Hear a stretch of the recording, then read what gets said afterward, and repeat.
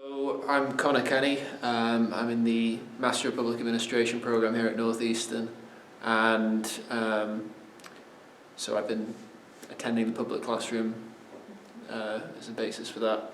But I find it really interesting the way that all the different speakers are able to connect to past events, what's going on in America today. So it's very interesting to see stuff, particularly in relation to foreign policy. Looking at America's role in Latin America in the 1960s and seeing some of the foreign policy mistakes really being repeated today in different areas of the world, for example. I find that very fascinating, but it covers a whole range of different areas, really, economics as well.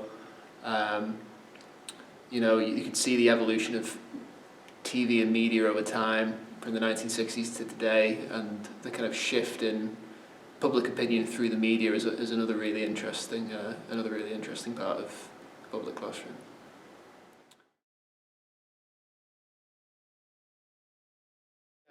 I think one of the biggest things is the fact that one of my subjects as an undergrad was history.